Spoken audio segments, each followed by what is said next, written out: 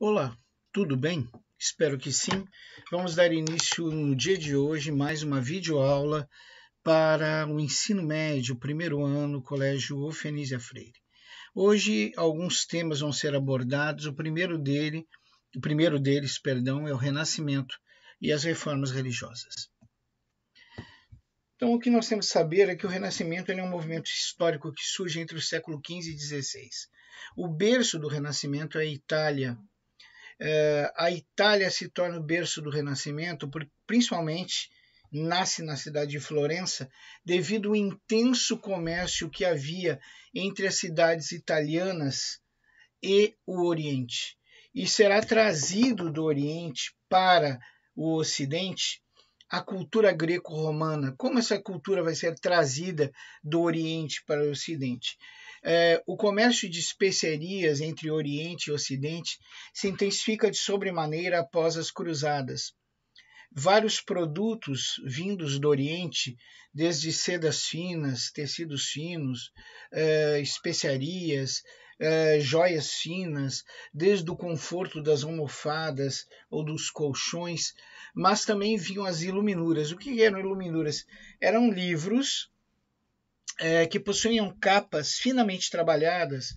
Essas capas eram trabalhadas com gravuras tecidas em seda pura e às vezes com fio de ouro e prata. Isso se tornou produto de comércio entre os comerciantes europeus e os seus fornecedores orientais. Só que quando esses produtos eram vendidos no Ocidente, além de serem procurados pelo seu caráter de luxo, pela sua beleza, pela capa bordada com fios de ouro e prata, também houve curiosidade daqueles que o possuíam de saber o seu conteúdo. E foi assim que o Ocidente voltou a redescobrir a cultura greco-romana. Então, a cultura greco-romana ela cai sob medida aos interesses burgueses, porque a burguesia comercial ela não se adapta à sociedade, à imobilidade social da sociedade feudal e muito menos é bem aceita por essa sociedade. Então, nós podemos observar que quando quando essa burguesia comercial toma ciência que existe um outro tipo de sociedade com outros valores, eles passam a pregar esses valores, a difundir esses valores por toda a Itália e posteriormente por toda a Europa. Então, basicamente, isso seria um resumo inicial de como o Renascimento surge na Europa. Então, esse Renascimento que surge entre o século XV e XVI e cuja principal característica do Renascimento era se contrapor a todos os valores medievais e, em contrapartida, oferecer a esses valores aos quais eles negavam e se contrapunham, novos valores, valores de uma sociedade que já existiu, que já teve sua grandeza clássica, a sociedade greco-romana. Então não podemos esquecer, gente, que Florença, na Itália, vai ser o berço do Renascimento. E é óbvio, como nós falamos, que Florença é o berço do Renascimento, e aí existem alguns fatores para isso, né, que nós podemos salientar. Como eu já falei, o intenso comércio entre as cidades italianas, que exerciam o monopólio do comércio do mar Mediterrâneo, e os seus fornecedores no Oriente. É um exemplo de fatores que tornaram Florença o berço do Renascimento. Outro item que nós poderíamos citar que vão tornar Florença o berço do Renascimento é o desenvolvimento e a ascensão da burguesia comercial. Né? Essa burguesia comercial que passa a difundir não só novos hábitos de costumes e de consumo, mas também passa a difundir os valores de uma outra sociedade que se contrapõe aos valores da sociedade feudal. E também não podemos esquecer que o renascimento comercial trouxe o renascimento urbano. Então, o urbanismo, né, o renascimento urbano, o urbanismo, a disseminação do luxo, da opulência que faziam a classe burguesa, fazia com que as pessoas procurassem entender esses novos conceitos sociais que eram oferecidos por essa classe, pela burguesia comercial. Então, a burguesia comercial que havia possuído esse novo conhecimento sobre essa nova sociedade, aliás, de nova não tem nada, né? A sociedade clássica é uma sociedade da antiguidade, mas que para a sociedade feudal traz novidades de comportamento e de conceitos. Não podemos esquecer também que isso vai se acentuando cada vez mais, especialmente, né, quando a cidade de Constantinopla cair na mão dos turcos e otomanos. Não podemos esquecer que a burguesia comercial também, principalmente de Florença, teve a sensibilidade de praticar o mecenato. O que é mecenato? O mecenato é o apoio direto de pessoas que possuem melhores condições financeiras a realizarem a tutela de artistas, de intelectuais. No caso, a burguesia comercial de Florença e posteriormente da Itália e da Europa começaram a realizar o mecenato com artistas, com músicos, com literatos, para que estes difundissem, através de sua arte, a cultura greco-romana. E também, com a queda de Constantinopla, a vinda de sábios bizantinos para a Itália, né? Isso também foi um fator de sobremaneira para trazer a presença da cultura clássica greco-romana, da antiguidade clássica, para a Itália, mais precisamente para a cidade de Florença. Nós não podemos esquecer alguns aspectos do renascentismo que são interessantes. Então, todo o homem renascentista ele é um crítico da cultura medieval. A cultura medieval que é teocêntrica. O que é teocentrismo? Deus é o centro de tudo, né? Então eles criticam essa cultura teocêntrica e, em contrapartida, oferecem uma nova ordem de valores. E essa nova ordem de valores engloba, por exemplo, o racionalismo, que é o abandono do mundo sobrenatural, o abandono das coisas místicas, das coisas que não têm explicação científica. Também trazem, em contraponto ao teocentrismo, o antropocentrismo, que é o homem ao centro de tudo. O homem é o causador de todas as coisas. Trazem também o universalismo, que caracterizado pela descoberta de um mundo que tem fenômenos naturais explicáveis. Traz o naturalismo, acentuando a ligação entre o homem e a natureza e diminuindo a ligação entre o homem e o sobrenatural. Trazem o individualismo, que valoriza o talento e o trabalho humano mais do que as coisas metafísicas e espirituais. O humanismo e os humanistas eram sábios que sempre criticaram os valores medievais e defendiam novas ideias. E, na defesa dessas novas ideias, eles divulgam os princípios renascentistas. Outro elemento que a gente não pode deixar de citar pela expansão das novas ideias, que foi fundamental, né, foi a capacidade da impressão através da prensa de tipos móveis de Gutenberg. Com a prensa de tipos móveis de Gutenberg, foi possível produzir mais livros em menos tempo e com menos custo, e tornando esses livros mais acessíveis às massas, eles conseguiam, através dos mesmos, propagar os conhecimentos e a filosofia renascentista, quer fosse através das artes plásticas, da literatura ou até mesmo dos fundamentos da ciência moderna.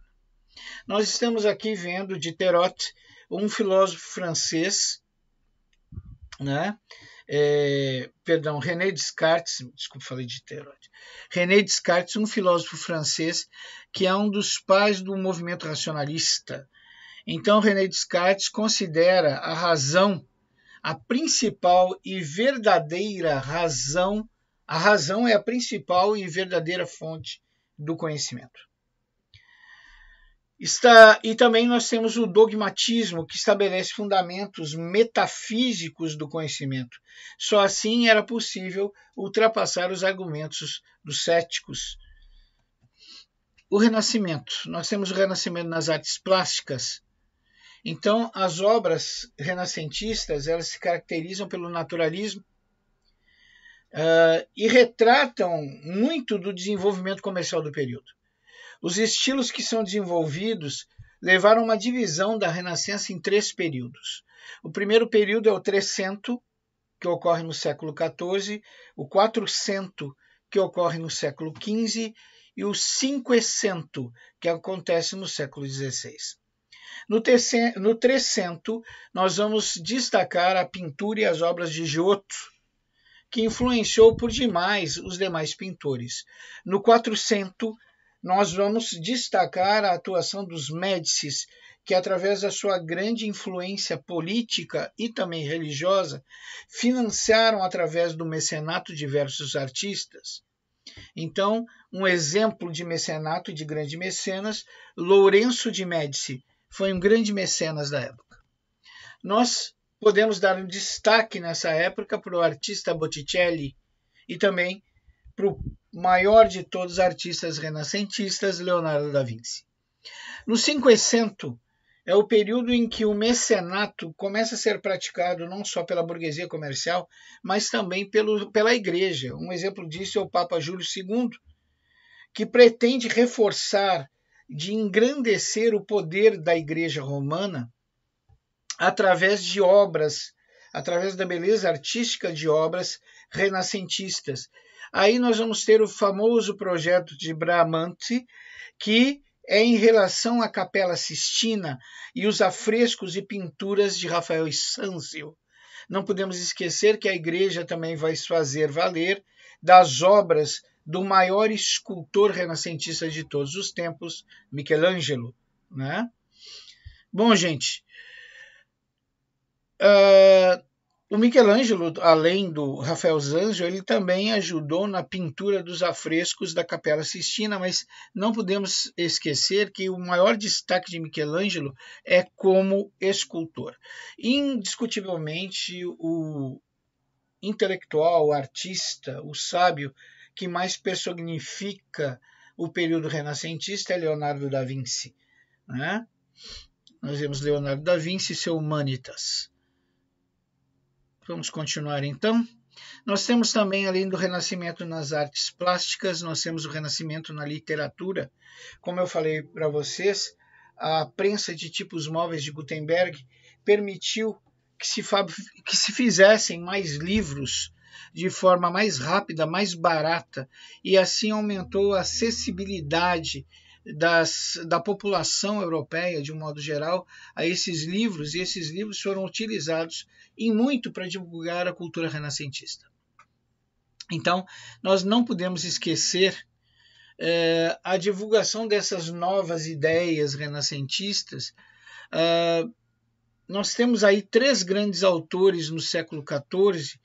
Nós temos Dante Alighieri, que é o autor da Divina Comédia Humana, que na realidade é uma crítica às concepções religiosas de inferno e castigo. Nós temos Francesco Petrarca com a obra África e Giovanni Boccaccio, que escreveu Decameron, que era uma crítica à sociedade feudal e aos preceitos dessa sociedade. Os principais nomes na Itália, no que se trata de literatura, nós temos Maquiavel, que vai ser o fundador da ciência política através de sua obra O Príncipe.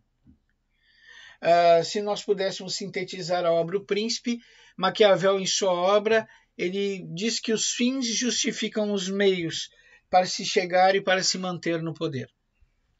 Nós vamos ver que a obra de Maquiavel, ela, de certa forma, vai contribuir para o fortalecimento do poder real, principalmente dos reis absolutistas, e vai lançar o fundamento, né, dos princípios do Estado moderno.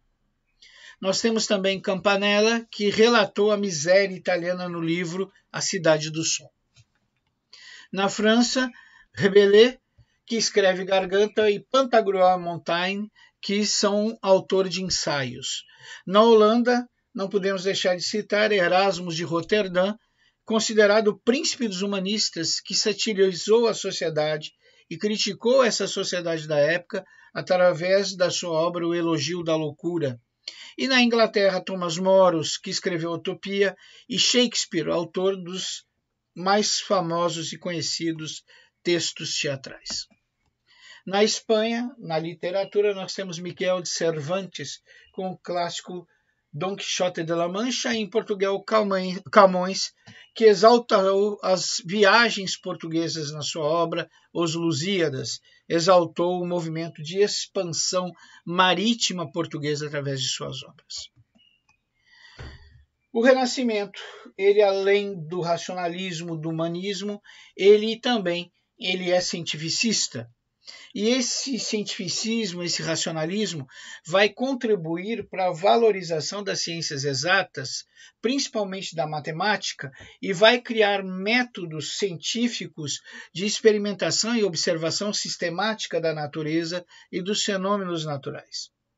Tais processos serão a base, vai ser o início da ciência moderna. Os principais nomes dessas iniciativas da ciência moderna, não podemos deixar de citar Nicolau Copérnico, que demonstrou que o Sol que o Sol era o centro do universo, é o heliocentrismo, em oposição ao que a Igreja pregava, que era o geocentrismo, que a Terra era o centro do universo. Não podemos deixar de citar também Giordano Bruno, um dos maiores divulgadores das ideias de Nicolau Copérnico, e por esse motivo vai ser considerado herege e vai ser queimado na fogueira. Em 1603 nós temos Kepler, também, que confirmou teorias de Copérnico e elaborou uma série de enunciados referentes à mecânica celeste. Galileu, que inaugurou a ciência moderna e aprofundou as ideias de Copérnico, e Galileu Galilei, que pressionado pela Igreja foi obrigado a negar essas ideias. A decadência do Renascimento. Olha, a decadência do Renascimento, ela está intimamente ligada à burguesia comercial. Quando entra em decadência econômica as cidades italianas, essa decadência em decorrência do processo de expansão marítima das grandes navegações, em que ocorre a mudança do eixo econômico do Mediterrâneo para o Atlântico, e também devido à Contra-Reforma Católica, que vai limitar a liberdade de expressão através da criação do Index, que era uma relação de livros proibidos.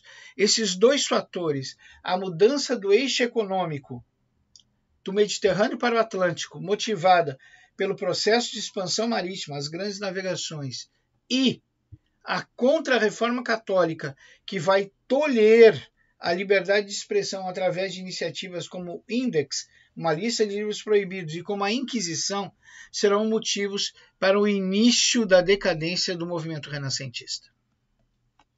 Aqui nós temos um mapa mental sobre o renascentismo e sua ligação com a reforma protestante, É interessante esse mapa mental, porque ele faz o contraponto e a ligação entre os dois movimentos. Bom, nós falamos de renascentismo, somos obrigados a falar da reforma religiosa, Bom, ao longo da Idade Média, as denúncias de corrupção em relação à Igreja, as denúncias de afastamento da Igreja dos seus ensinamentos mais básicos e primitivos, acabou enfraquecendo, vamos dizer assim, o poder da Igreja sobre a sociedade. Sem contar também que a Igreja começou a ser questionada em relação às tragédias que aconteciam com o ser humano. Se a Igreja tinha contato direto com o Criador, se ela é intercessora entre o homem e Deus, por que ela não diminuía ou impedia o sofrimento humano ocorrido através de guerras, fomes e epidemias? Se eram castigos de Deus, começou a se acreditar que Deus estava castigando o mundo porque os homens haviam se afastado de Deus, porque a Igreja não cumpria o seu papel de ensinar aos homens da forma de se manterem próximos a Deus e manterem a adoração e os princípios que Deus exige para que não hajam esses castigos, para que não hajam esses flagelos. Isso desgastou por demais a igreja. E nós temos que entender também, pessoal, que na Idade Média a sociedade era extremamente hermética, extremamente fechada, havia imobilidade social. Não podemos esquecer que era uma sociedade dividida em estamentos, em classes sociais. O primeiro estamento, como nós já estudamos, o senhor feudal, que administrava o feudo e praticava a guerra. O segundo estamento, que nós não podemos esquecer, são os camponeses, que nasceram para trabalhar. E o terceiro estamento seria a igreja, o clero, que tinha como missão ser o intermediário entre o homem e Deus. Clero esse que tinha o monopólio da cultura e o monopólio da religião. Muitos dos componentes do clero não tinham a mínima aptidão, não tinham a mínima condição de exercer os cargos que possuíam. Muitos dos filhos e filhas dos senhores feudais, por exemplo, os filhos que não tinham aptidão para administrar o feudo e muito menos para a guerra, eram muitas vezes levados por seus pais até a igreja e os seus pais compravam literalmente cargos dentro da igreja para os seus filhos, cargos de sacerdote, abade, cardeal, bispo, arcebispo, por aí vai. E as filhas, todo aquele senhor feudal que tivesse uma filha que não casasse até 12, 13 anos, nessa época já era considerada uma encalhada, né? Uma vez que a média de vida nesse período não passava dos 30 anos, né? Raramente uma pessoa ultrapassava 30, 35 anos. 60 anos, então, era um ancião, né? Então, as filhas encalhadas dos senhores feudais acabavam se transformando em noivas de Cristo, em freiras, para não ficar feio para aquela família não ter que dar explicações às demais, porque sua filha não conseguiu contrair um bom casamento. Bom, entre os precursores dessas ideias, que relacionavam tudo de ruim que estava acontecendo com o mundo, com a corrupção da igreja e com a pouca aptidão que apresentavam seus líderes para os elementos espirituais, para as causas espirituais, nós podemos falar de John Wycliffe e podemos falar de John Hus. Aqui nós temos uma foto, nós já vamos entender melhor essa gravura, perdão, falei foto, né? Essa gravura que é Martinho Lutero pregando nas portas da sua igreja lá na Alemanha, teses contrárias à venda de indulgências e outros princípios praticados pela igreja. Já vamos entender isso melhor. Primeiro, vamos entender as causas da reforma. Uma das causas a gente já falou, né? As causas nós já falamos, que é a corrupção da igreja, o afastamento da igreja dos próprios princípios que pregava.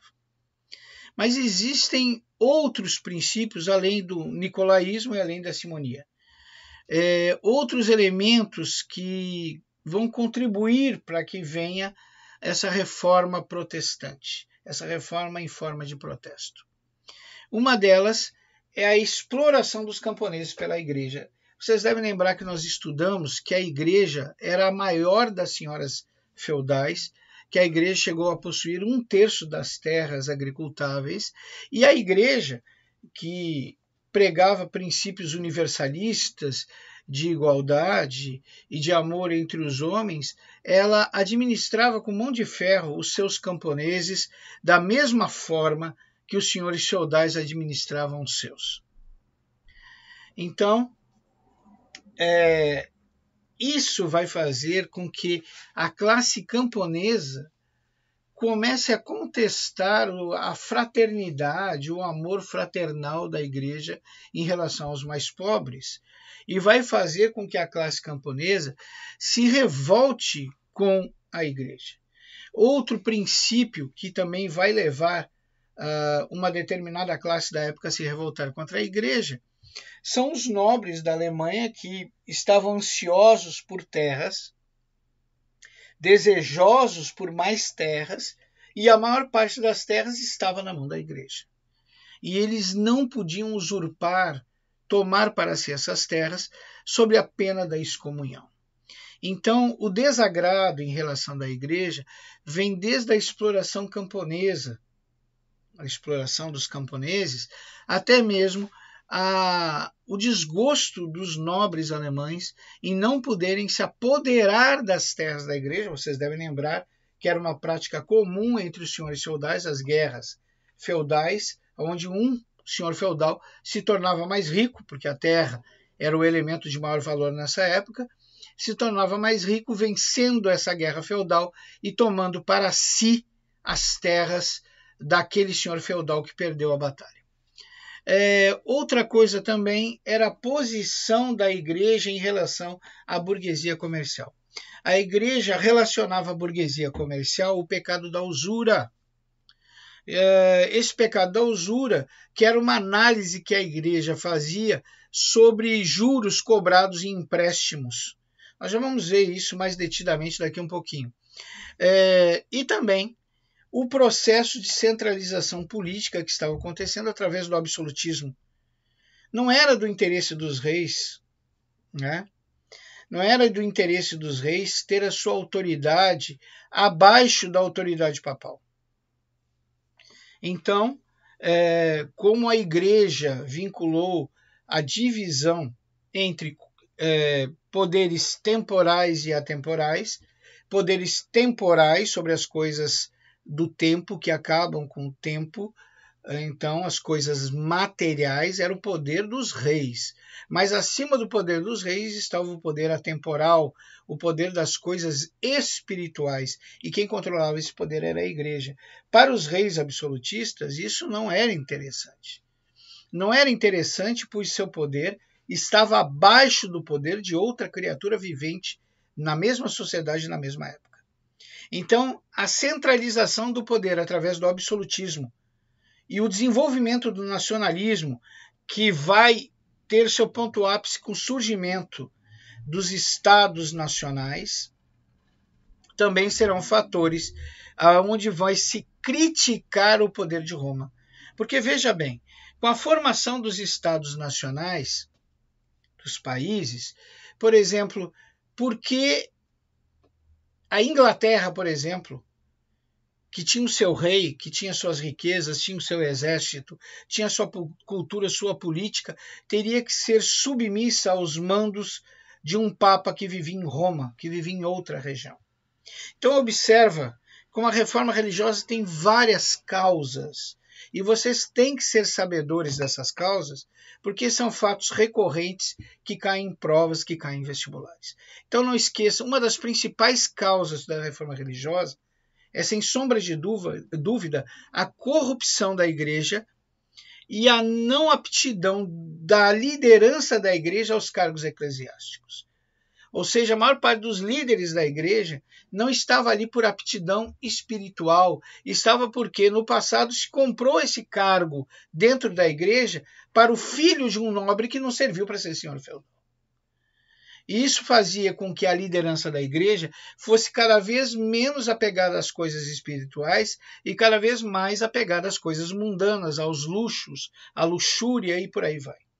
Não podemos esquecer também que a igreja, como a maior senhora feudal, ou seja, detentora de 1/3 das terras agricultáveis da Europa Ocidental, ela possuía camponeses aos quais explorava e tratava mal como qualquer outro senhor feudal. Isso fez com que a igreja perdesse a simpatia gradualmente da classe camponesa. E por ela ser a grande senhora feudal, ser a detentora da maior parte das terras agricultáveis, ela também é cobiçada, suas terras são cobiçadas pelos nobres da Alemanha, que desejam essas terras, só não as tomam com medo da excomunhão. A igreja também se contrapõe, se torna uma crítica de uma poderosa classe social que emerge, que é a burguesia comercial, acusando essa burguesia de ser pecadora do pecado da usura, do enriquecimento sem o esforço próprio, através de juros de empréstimos que são cobrados de alguém que está em situação de necessidade. Ou seja, os burgueses ganham com a necessidade e com o tempo. E ninguém pode ganhar com a necessidade com o tempo. Ganhar com a necessidade é explorar o desespero do seu irmão. E ganhar com o tempo é explorar algo que pertence a Deus. O tempo pertence a Deus. Então, a condenação da igreja aos burgueses faz com que essa classe também se opunha ao clero. E, finalmente, o absolutismo e o surgimento dos estados nacionais. Os reis absolutistas não podiam admitir que houvesse dentro da sociedade algo que estivesse acima do seu poder. E era exatamente dessa maneira que a igreja se colocava através daquela divisão que nós já estudamos das coisas temporais e atemporais. Então, os reis absolutistas não veem de bom grado esse poder protelado e divulgado pela igreja. E o surgimento dos estados nacionais e o aumento do nacionalismo faz com que os habitantes dessas novas nações comecem a questionar por que eles têm que se submeter aos desígnios, aos mandos de um estrangeiro. Afinal, o Papa, ele mora lá em Roma, mora na Itália. Bom, eu disse que nós falaríamos mais detidamente sobre essa palavra usura. Se nós formos analisar no seu sentido atual, né, ela significa a cobrança de juros exorbitantes. Mas na época medieval, ou seja, no século XV, se chamava de usura a cobrança de juros de qualquer espécie. Então, a usura é um valor imposto sobre o poder aquisitivo, sem relação com a produção, que significa que a pessoa está ganhando sem o esforço próprio, sem o suor do próprio corpo. Frequentemente, sem relação com possibilidade de produção, ou seja, frequentemente esse ganho não tem nenhuma relação com o ato de produzir, mas com o ato de explorar. Então a igreja condena o usurário porque ele ganha sobre o tempo. E o tempo não pertence a nenhum humano. O tempo pertence a Deus, né?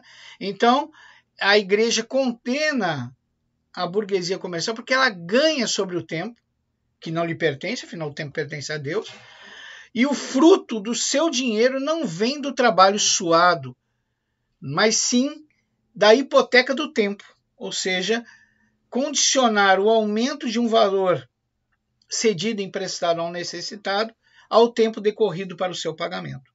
Ou seja, estava usando algo que, segundo a igreja, pertencia apenas a Deus, o tempo, para argariar lucros próprios sem nenhum esforço físico, né? Então, esse tipo de conceito fez com que a igreja rotulasse a burguesia comercial como pecadora, né? A burguesia comercial e a burguesia de uma forma geral. Nós sabemos que, com o passar do tempo, surgirão diversos tipos de burguesia, além da burguesia comercial. Nós teremos a burguesia industrial, a burguesia financeira, e todos eles eram rotulados pela igreja como pecadores, como usurários, né? Uma coisa que nós temos que entender é por que a reforma religiosa inicia na Alemanha. Bom, na Alemanha, a Igreja Católica era extremamente rica e dominava muitas regiões agricultáveis, dominava as melhores terras. E isso limitava a expansão econômica tanto da burguesia quanto dos nobres. Então a Igreja se tornou um empecilho, né? Tanto para os nobres, que não conseguiam tomar essas terras para si através das guerras feudais, quanto para os burgueses, que viam suas práticas comerciais contestadas pela igreja e tidas como atos pecaminosos, né? Sem contar também que, por a igreja na Alemanha ser detentora da maior parte das terras, a exploração da igreja sobre a classe camponesa alemã era incrível. E havia uma insatisfação incrível da classe camponesa alemã quanto aos mandos e desmandos da igreja, que se dizia fraternal, que se dizia patriarcal, o padre é o pai, né? O papa é o pai, e no entanto esse pai está mais para padrasto. Ele explora os seus camponeses até a última gota, como qualquer senhor feudal. Novamente, nós estamos aqui com uma gravura representando Lutero, que prega suas laudas, suas páginas, que provam que as práticas da igreja nada têm a ver com a Bíblia, que elas são hereges, são heresias contra os dogmas originais de Cristo. Bom, vamos falar, já vimos tanto a gravura de Lutero, vamos falar de Lutero e a Reforma. Primeiro, nós temos que entender que Lutero era um monge agostiniano. E devemos entender que Lutero, ao contrário de boa parte da liderança da igreja, ele estava lá por crer, por aptidão para as coisas espirituais. Então, Lutero não conseguia compreender as práticas realizadas pela liderança da Igreja Católica. Ou seja, ele não encontrava base para essas práticas nos escritos bíblicos ou nos ensinamentos de Cristo, ou mesmo nos ensinamentos do Torá, do Velho Testamento, de Moisés. E um dos principais elementos que Martinho Lutero contestava era a chamada venda de indulgências. A venda de indulgências, gente, nada mais é do que a venda do perdão de Deus. E essa venda de indulgências era um sacrilégio, porque Martinho Lutero, um estudioso da Bíblia, sabia que isso não existia. Não existia em nenhum lugar da Bíblia, não existia em nenhum preceito ensinado por Cristo, muito menos na lei de Moisés. E nós vamos ver que, como o Papa Leão queria demonstrar também a grandiosidade da igreja e, através dessa grandiosidade, ter maior influência sobre a população feudal, sobre a sociedade feudal e sobre a nobreza, ele queria terminar o mais rápido possível a construção da maior obra da igreja em Roma, que foi a Basílica de São Pedro. Para isso, o Papa Leão X começou uma campanha de venda de indulgências por toda a Europa Ocidental, principalmente na Alemanha. Lutero, sabendo disso, ele vai protestar, e daí vem o termo Reforma Protestante. Reforma religiosa e reforma protestante, nós estamos falando sobre o mesmo assunto. Nós estamos falando sobre os protestos de Lutero contra a Igreja Católica, contra as práticas da Igreja Católica, principalmente a prática da indulgência.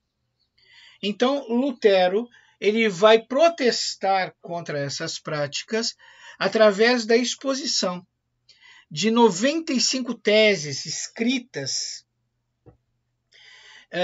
contra a indulgência e contra outras coisas também, que ele vai pregar essas páginas, essas laudas, nas portas da igreja. E Lutero, nessa pregação contrária às práticas da igreja, principalmente contra a indulgência, ele também vai expor algumas ideias, vamos dizer assim, reformistas.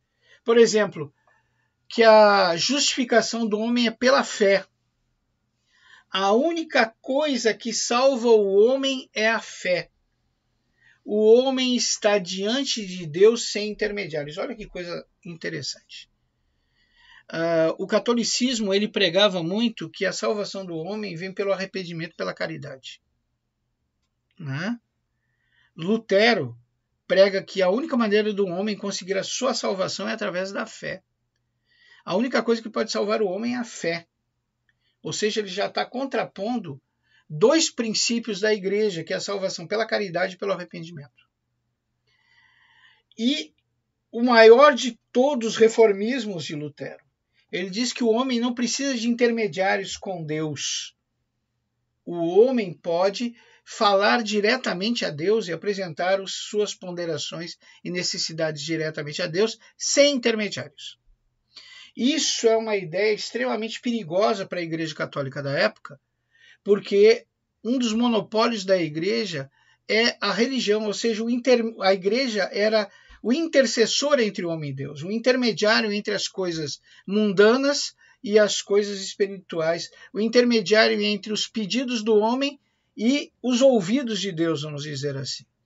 Para os homens da época, só restavam as orações litúrgicas e repetitivas, como o Pai Nosso, ou as orações que se pratica através do uso do Santo Rosário. Mas pedidos de oração para saúde, para resolver um problema, para conforto espiritual, para se restabelecer de uma doença, para mais prosperidade, esses pedidos que não eram as orações litúrgicas habituais e repetitivas, só quem poderia proferi-las era a igreja e seus representantes. Isso dava um poder imenso à igreja. Imagina ser intermediário de um Deus, ser o intercessor de um Deus junto à humanidade. Isso é um poder incrível à igreja. E muito do enriquecimento da igreja, através de doações, vinha por a igreja ter esse poder. E agora vinha Lutero e dizia que homem nenhum precisa de intercessores diante de Deus, porque todos os homens estão diante de Deus. Bom, outra ideia perigosa que Lutero trouxe, além dessas duas, né, porque a primeira é que a salvação vem pela fé, a segunda é que o homem não precisa de intercessores, de intermediários para com Deus, porque todos os homens estão diante de Deus. A terceira ideia de Lutero é igualmente perigosa para a igreja, porque ela prega o livre exame. Significa que qualquer homem poderia ler e interpretar a Bíblia, desde que tivesse condições espirituais para fazê-lo, né? E desde sua consciência também. Mediante a tudo isso, se todas essas ideias que Lutero pregava fossem divulgadas e aceitas pela sociedade europeia, praticamente a igreja e o papado não tinham mais função. Então, para que serve a igreja se o próprio homem pode falar com Deus e realizar seus pedidos, apresentar suas ponderações? Para que serve a igreja se a salvação vem unicamente pela fé? Para que serve a igreja se qualquer homem, desde que tenha condições espirituais e sobre a luz de sua própria consciência, pode interpretar a Bíblia e lê-la livremente? Né? Então isso faz com que a igreja veja em Lutero muito mais do que o problema de estar Lutero se contrapondo às práticas da igreja, como vendas de indulgências e outras, vê Lutero como uma grave ameaça à manutenção do status quo da Igreja Católica na sociedade feudal. A nobreza alemã, no entanto, vê com bons olhos os preceitos de Lutero, porque se os preceitos de Lutero estivessem certos, a Igreja Católica estava errada. Quem praticava heresia era a Igreja Católica. Logo, a verdade não estava com a Igreja Católica. Se a verdade não estava com a Igreja Católica, Deus não estava com a Igreja Católica. Se Deus não estava com a Igreja Católica, a Igreja Católica não poderia excomungar ninguém.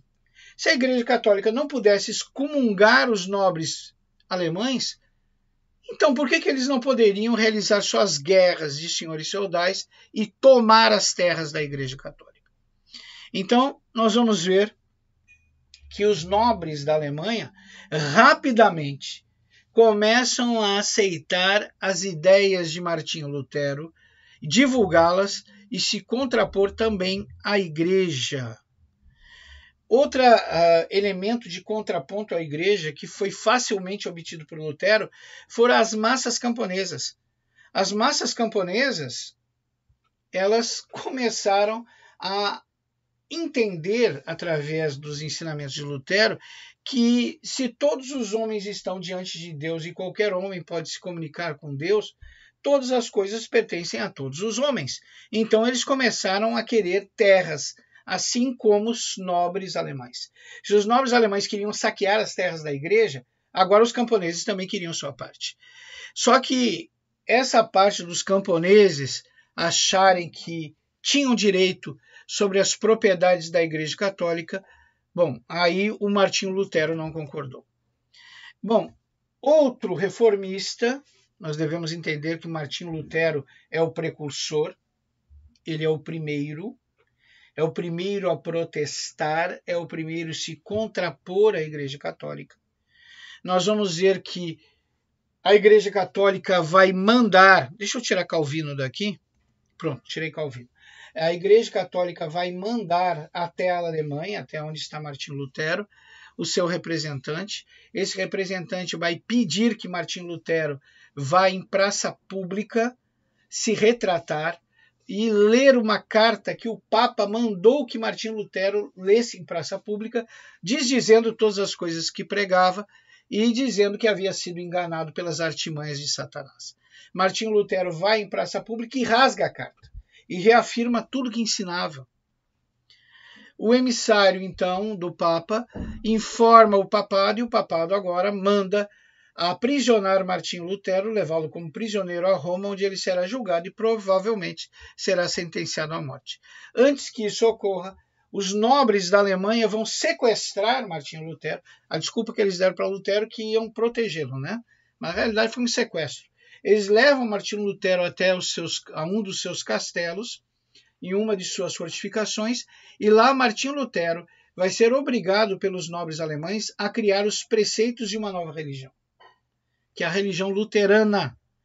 E assim surge a religião luterana, com preceitos de salvação pela fé, com preceitos da liberdade da leitura da Bíblia e sua interpretação, com preceitos de que qualquer homem pode falar, levar seus pedidos a Deus, levar seu arrependimento a Deus, não precisa de intercessores, e com o principal preceito que é a salvação de qualquer homem só vem pela fé.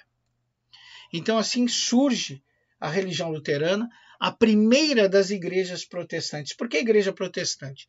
Porque ela surge através de um protesto, de um contraponto à Igreja Católica. Aqui nós temos Calvino, que será outro reformador. Calvino será um outro reformador, só que nós temos que colocar Calvino dentro de um contexto social. Calvino ele vem trazer uma teologia aonde ele enquadra a burguesia. Ou seja, muitos historiadores e teólogos dizem que Calvino criou uma religião, um princípio teológico para, vamos dizer assim, privilegiar a classe burguesa, tirá-la da situação de pecadora e exploradora do seu próximo. Então Calvino, uma das teorias que Calvino pregava, é a teoria da predestinação, aonde ele diz que o destino do homem ele está condicionado por Deus, até mesmo antes do nascimento desse homem. Deixa eu explicar para vocês essa teoria da predestinação. Significa, por exemplo, Pedrinho é um predestinado. Antes dele vir para esse mundo, Deus já deu a ele a salvação. Mesmo que Pedrinho venha para esse mundo e faça tudo de errado, esse dom ao qual ele está predestinado não pode ser retirado dele. Então significa que ele pode fazer tudo de errado, mas provavelmente em determinado momento da vida, Pedrinho vai se arrepender e vai ser salvo, porque ele é um predestinado, ele é um escolhido por Deus. E como é que nós sabemos que uma pessoa é escolhida por Deus, segundo o nosso amigo Calvino? Através do sucesso material. Então, o sucesso material, o enriquecimento, a vontade de enriquecer eram os principais sinais que aquela pessoa era um predestinado, um escolhido de Deus para a salvação. Olha que interessante essa teoria da predestinação ligada ao enriquecimento ou ao desejo de enriquecer. Em contrapartida, a pobreza era uma espécie de castigo, não é bem o termo, desfavorecimento divino. Se tu era pobre, tu era miserável, é porque tu já veio predestinado a isso, porque provavelmente tu não tinha a simpatia de Deus por algum motivo, então esses desfavorecimentos materiais eram decorrência, eram consequência dessa pouca simpatia que Deus tinha em relação à sua pessoa por alguma coisa que ocorreu antes da sua vinda a esse mundo material. Olha que coisa interessante, que teoria interessante traz Calvino. Pessoal, de novo, eu digo a vocês que não se deve entender a história sem a análise da sociedade da época. A sociedade da época, vocês tinham os senhores feudais em ampla decadência, já estudamos isso, não vou repetir. O poder absoluto dos reis crescendo, apoiado pela riqueza da burguesia, e uma burguesia que enriquecia cada vez mais, mas não tinha privilégios na sociedade. Sociedade esta que era dependente dela. Pelo contrário, a burguesia era tida como pecadora pela igreja, era tido como camponeses com moedas, como assim os chamavam os nobres, e eram tidos como aqueles que bancavam os reis, pelos reis absolutistas. Ou seja, eles tinham poder econômico, mas não tinham distinção social. Calvino está criando uma teologia, uma religião, um princípio para a valorização dos burgueses, que muitas vezes, além de tudo que eu falei, eram mal vistos, porque eram considerados avarentos, exploradores do próximo, né? E por aí vai. Então, como uma pessoa dessas, avarenta, que explora o seu próximo, que só se preocupa com o acúmulo de metais preciosos, como uma pessoa dessa vai ir para o céu? Ela vai para o céu porque ela já está predestinada ao céu. Ela está predestinada à salvação. E nada que aconteça aqui na terra vai tirar isso dela, porque Deus já determinou predestinamente. Olha que interessante essa teoria, como se encaixa perfeitamente para a valorização da classe burguesa, né? Então, dentro dessa teoria, existe o perdão da classe burguesa e suas práticas, como a exploração comercial, a cobrança de juros, acúmulo de capital, tudo isso. Tudo isso encontra perdão, encontra explicação dentro das teorias teológicas de Calvino. E agora nós vamos conhecer um outro reformador, por incrível que pareça, é um rei, Henrique VIII, que vai ser o fundador da Igreja Anglicana. Henrique VIII e suas 6 esposas, né, Catarina de Aragão, Ana Bolena, Jane Seymour, Ana de Cliff, Catarina de Howard e Catarina Barr. Mas o que tem a ver um rei e 6 esposas com a criação de um princípio teológico de uma religião? Bom, vamos contar a historinha de Henrique VIII, fica mais fácil de vocês compreenderem. Henrique VIII,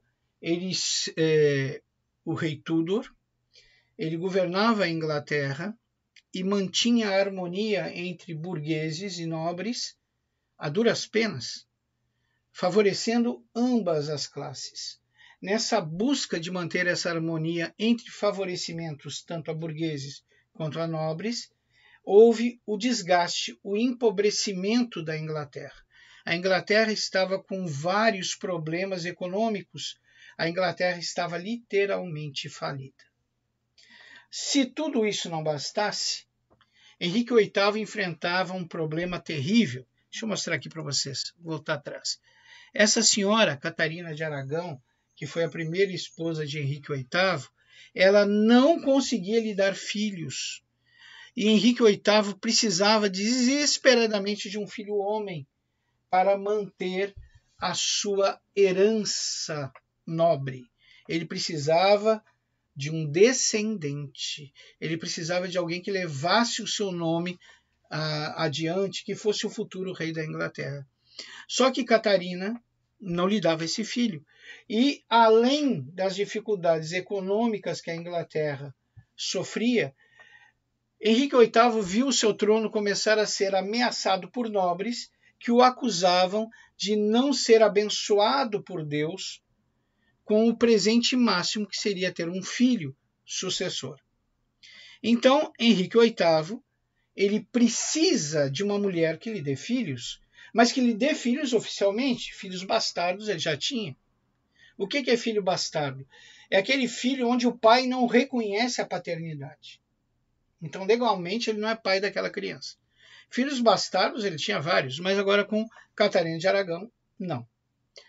Então, o Henrique VIII, com o passar do tempo, ele começa a se engraçar com uma consuerte de sua esposa, Catarina de Aragão. O que é uma consuerte na época? É uma pessoa que cuida da maquiagem da rainha, das joias, dos vestidos, do conforto da rainha. Alguém que está sempre do seu lado para que tudo em relação à rainha ocorra de maneira como tem que ocorrer. Então, essa consuerte, vou voltar atrás de novo para mostrar a vocês, era Ana Bolena, muito mais jovem que Catarina de Aragão. Então, nosso amigo, o Henrique VIII, olhando a juventude de Ana Bolena, disse: aí está a mulher que vai me dar os filhos que necessito. Então, o nosso amigo Henrique VIII vai pedir por escrito, e vai justificar por escrito mesmo, o seu pedido de separação, de rompimento do casamento com Catarina de Aragão ao Papa. Por que ao Papa? Porque, segundo os preceitos da Igreja Católica, e isso é uma coisa que poucas pessoas se atentam, o casamento da Igreja Católica ele é um pacto para toda a vida. Não existe separação para a Igreja Católica. Por isso que quando uma pessoa casa numa igreja católica, eu sei que está todo mundo preocupado com o vestido da noiva, com os docinhos, com a bebida, os padrinhos, mas devia se preocupar com o que está fazendo. Está fazendo um pacto diante de Deus, que aquelas duas pessoas nunca vão se separar. Que a única coisa que pode separar aquelas pessoas é a morte. Olha que coisa grave. Então, nenhum homem ou mulher casada pode se separar, segundo os preceitos da teologia católica. Quando o homem e uma mulher se separam, eles estão em situação de pecado. Todo homem que se desposa uma mulher separada, ele participa do pecado dessa mulher. É como se essa mulher estivesse traindo o seu esposo, traindo o pacto feito com o seu esposo. Ah, mas foi o esposo que não quis mais ela. Não interessa. Uma vez que houve o pacto do casamento, esse pacto não pode ser rompido. Essas pessoas não podem se separar e não podem contrair novo matrimônio. A não ser que o representante de Deus na terra rompa este casamento. Vocês devem lembrar que a Igreja Católica tem na figura de Pedro o seu fundador, se baseando naquela escritura em que Jesus vira para Pedro e diz: Pedro, tu és pedra, é a pedra onde fundamentarei a minha igreja. Né? Na realidade, ele não falou igreja, ele falou evangelho, né? Mas tudo bem. Então, baseado nisso, a igreja, através de Pedro, porque Cristo também falou a Pedro e falou aos apóstolos: o que ligares na terra será ligado no céu, o que desligares na terra será desligado no céu. Então, consequentemente, o único que tem poder para dissolver um casamento é a igreja. Ninguém mais tem esse poder. Eita, gente, a bateria aqui do meu notebook está acabando. Me deem só um minutinho aqui na nossa aula, vamos continuar. Só um minutinho para eu botar esse bendito na tomada. Só um minutinho, por favor.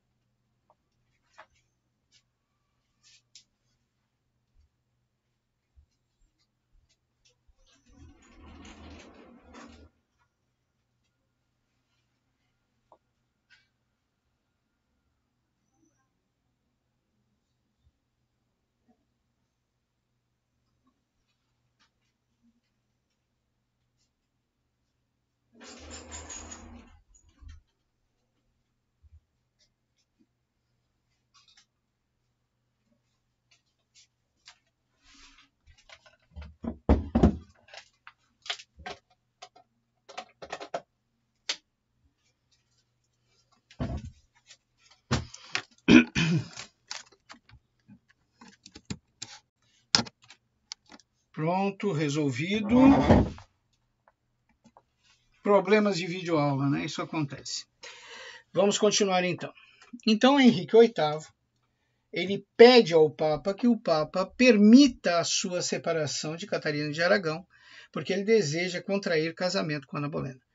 O Papa diz não. Por que o Papa diz não? Porque Catarina de Aragão era uma princesa espanhola e a Espanha era a principal protetora da Igreja Católica, né? Exércitos espanhóis, ativos militares espanhóis, protegiam o pontificado. Então, o Papa achou que não seria muito interessante autorizar essa separação. Então, o Papa vai justificar que não pode permitir essa separação, né? Não tem como dissolver esse casamento entre Henrique VIII e Catarina de Aragão. Bom, baseado nisso e baseado com a ameaça intrínseca que vinha no informe do Papa, que caso Henrique VIII insistisse em tal fato, ele seria excomungado pela Igreja, e ser excomungado pela Igreja significa o seu nome será apagado do livro da vida, e consequentemente você se torna um amaldiçoado, vamos dizer assim. Nenhum rei queria ser excomungado. Imagina um amaldiçoado governando uma nação. Então, se tu fosse excomungado, em pouco tempo os nobres se revoltavam e te tiravam o trono. Todo rei sabia disso. Henrique VIII estava agora numa sinuca de bico, usando um termo bem antigo. Ou ele se separa e casa com Ana Bolena e tem seu filho e mantém a sua descendência, mantém a sua dinastia, ou ele mantém o casamento com Catarina de Aragão, não tem filho nenhum e sua dinastia acaba, né? E provavelmente antes da sua dinastia acabar, ele vai enfrentar a possibilidade de alguma revolta de nobres tentando destituí-lo do trono. Então, o nosso amigo aí, o Henrique VIII, ele observa o que aconteceu na Alemanha, a reforma protestante de Lutero, observa o que aconteceu na Suíça, a reforma protestante de Calvino, e ele pensa, eu vou criar uma religião também. E ele cria a Igreja Anglicana. Para criar a Igreja Anglicana, ele cria uma coisa chamada Ato de Supremacia. Nesse ato de supremacia, baseado em 2 pontos fundamentais, o primeiro ponto, no ato de supremacia, o Henrique VIII se apodera de todos os bens da Igreja Católica em solo inglês. E o segundo ponto é a criação da Igreja Anglicana. Então, observa, ele se apodera de todos os bens materiais da Igreja Católica e cria uma outra religião. Nessa outra religião, o líder máximo dessa outra religião era ele, Henrique VIII. Vocês devem lembrar, a gente falou isso há minutos atrás, que uma das causas da reforma religiosa foi o absolutismo dos reis, que começaram a ver com maus olhos o seu poder suplantado pelo poder da Igreja. Ou seja, na mesma sociedade, alguém tinha mais poder do que eles. Estava acima do poder deles. Então, na realidade, com o ato de supremacia, o nosso amigo Henrique VIII mata 3 pombos com uma pedrada. Primeiro, ele estava com a Inglaterra falida, agora não está mais. Com o ato de supremacia, ele se apodera dos bens da Igreja e estabiliza economicamente a Igreja, e estabiliza economicamente a Inglaterra. Segundo, ele precisava se separar. Agora ele pode. Ele é o líder máximo de uma religião, de um princípio teológico religioso, que é a Igreja Anglicana, aonde ele é o principal líder. Então ele vai conceder para ele mesmo a possibilidade da separação. Então vai poder casar com Ana Bolena. Segunda coisa. Então, primeiro, conseguiu salvar economicamente a Inglaterra. Segundo, conseguiu resolver o seu problema de separação com Ana Bolena, tudo com ato de supremacia. E terceiro, acabou com a interferência da Igreja na Inglaterra.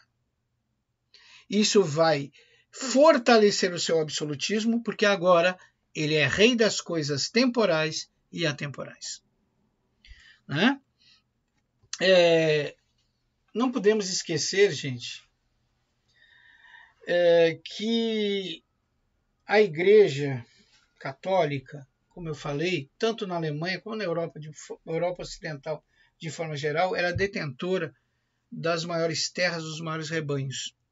Nesse período, não só terras interessavam aos reis, mas também era o início do desejo da produção das manufaturas. E a igreja, possuindo terras e grandes rebanhos de ovinos, caprinos, né? Se esses ovinos, caprinos caíssem nas mãos do Estado inglês, isso facilitaria muito para que a Inglaterra conseguisse um outro meio de renda, que era a produção de lã. Observa que, no fundo, tudo tem uma base econômica, uma causa econômica. É interessante isso. O mundo é movido basicamente por isso. Então, além de tudo, né? Além da necessidade de equilibrar as economias da Inglaterra, que o ato de supremacia permitiu, com a Inglaterra se apossando dos bens da igreja, além da possibilidade do rei manter o seu trono e ter um descendente, porque ele agora pode se separar, pode contrair o divórcio, uma vez que ele não pertence mais à Igreja Católica, ele pertence à Igreja Anglicana, da qual ele é o maior líder, e por isso ele vai permitir sua separação. O poder absoluto do rei se torna maior porque ele agora controla as coisas temporais e atemporais. Além de tudo isso, a criação da Igreja Anglicana também vai possibilitar, através da apropriação dos bens da Igreja Católica, a expansão de um novo mercado que os ingleses queriam, que era um mercado das precursoras, vamos dizer, do início das indústrias têxteis. Eles queriam muito as terras e os rebanhos da Igreja Católica para facilitar a expansão da produção de lã, as quais os ingleses obtiveram muitos rendimentos vendendo para toda a Europa Ocidental. Bom, a Igreja estava perdendo seu rebanho. A Igreja estava perdendo seu poder na Europa. Então era necessária uma ação da Igreja em relação à reforma religiosa, em relação à reforma protestante, e essa ação da Igreja foi a Contra-Reforma. Então, o grande objetivo da Contra-Reforma era barrar o avanço do protestantismo, das ideias protestantes. E, para barrar o avanço do protestantismo, das ideias protestantes, se criou a Contra-Reforma, que foi, vamos dizer assim, atuada no Concílio de Trento. Lá no Concílio de Trento vão ser estipulados os princípios contra-reformistas. Primeira coisa que se estabeleceu na Contra-Reforma foi um mea-culpa da Igreja. Então, a Igreja buscou eliminar aqueles preceitos de corrupção que eram apontados pela sociedade medieval. Então, se proibiu, na Contra-Reforma, lá no Concílio de Trento, a venda de indulgências. Outra coisa que se acusava a Igreja é que boa parte dos seus representantes não tinham aptidão para a religião e nem conheciam os preceitos religiosos. Então, na Contra-Reforma, fica estabelecido que um representante do catolicismo só pode ser representante se tiver o conhecimento da doutrina. Então, se criam seminários para a formação do clero. Outro princípio da Contra-Reforma é o índex, que é a censura de livros considerados proibidos pela Igreja Católica. A maior parte desses livros que eles consideravam proibidos eram livros que traziam teses protestantes, né? Outro princípio que foi restaurado, vamos dizer assim, na Contra-Reforma foi a Santa Inquisição, que de santa não tinha absolutamente nada, né? A Santa Inquisição, que foi utilizada a princípio, pelo menos foi isso que eles falaram, para combater as heresias. O que é heresia? É tudo aquilo que contraria os dogmas da Igreja Católica. Na realidade, a Santa Inquisição foi utilizada para barrar também o avanço do protestantismo, né? E, principalmente, a manutenção dos dogmas católicos, né? Então, proibida a livre interpretação da Bíblia, a reafirmação da infabilidade do Papa, né? E por aí vai.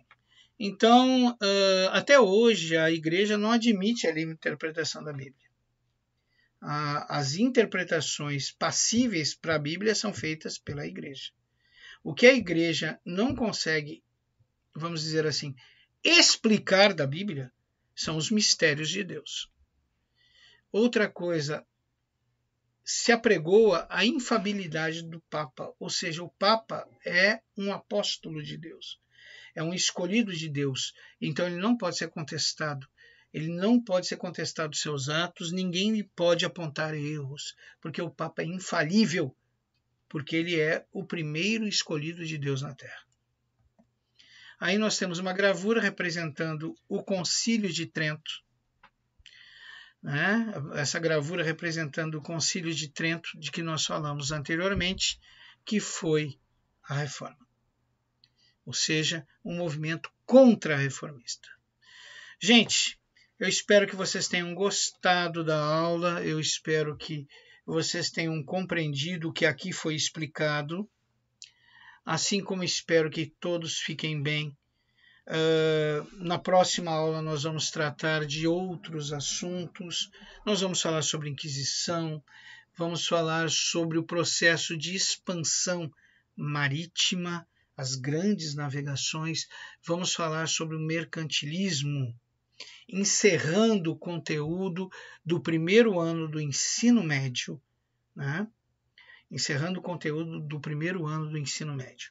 Eu saliento a vocês que tanto essa primeira aula como a próxima aula estarão contidas no mesmo dia. Então, vocês devem assistir essa aula normalmente na parte de videoaula e assistirão o complemento dela, que é a próxima aula, imediatamente na parte de vídeo complementar 01. Então, ao terminar essa aula, vocês podem retornar o vídeo, vê-lo quantas vezes desejarem, podem parar o vídeo e fazer anotações, se bem que basicamente o que eu coloco aqui é um material do módulo que vocês devem ler, né? Mas eu coloco aqui para, não gosto da palavra obrigar, mas vamos dizer para que vocês tenham ciência do que o módulo de vocês está oferecendo, e eu posso confirmar que ele é bem completo. Então, eu trago dentro das minhas videoaulas a parte teórica do módulo, claro, com a minha explicação, né? Além disso, vocês terão, além dessa primeira videoaula, no mesmo dia, na parte de vídeo complementar 01, os últimos temas deste ano, que são Inquisição, o mercantilismo, a formação dos Estados nacionais. Ok? Então, muito obrigado a vocês, que Deus os abençoe. Se já tiverem compreendido essa parte que eu ensinei, não percam tempo, cliquem em vídeo complementar 01 e iniciem a próxima aula. Espero que vocês tenham gostado dessa aula, espero que vocês gostem da próxima e peço a Deus que os abençoe, a vocês e vossas famílias. Até a próxima aula, que é imediatamente.